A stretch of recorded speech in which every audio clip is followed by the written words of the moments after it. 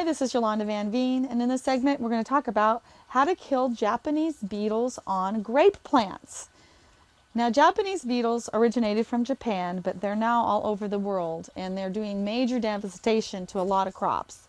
And so if they're on your grape plants, they're going to eat away all the leaves and all the grapes and pretty much eventually kill your plants. So there's a lot of ways that you can protect yourself from even getting the beetles in your garden in the first place.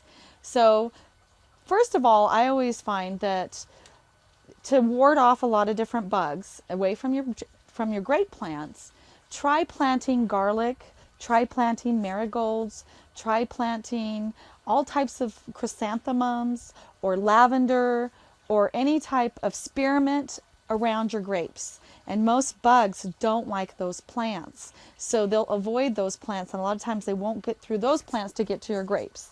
So by planting those together, a lot of times you can stop a lot of the bugs from eating your grapes.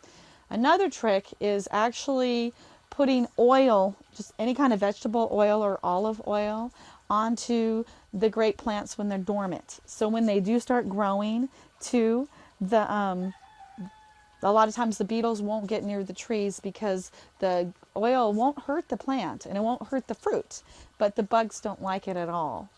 And if it's still a big issue, a lot of people are using neem oil. It's from a tree from India, and it does really well as far as stopping bugs from doing any damage and killing them very quickly because it just suffocates them.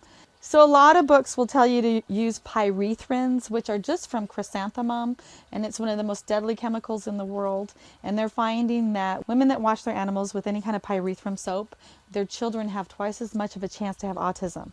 So we don't know a lot about pyrethrums, and we don't know a lot about a lot of other, even natural ways to get rid of bugs.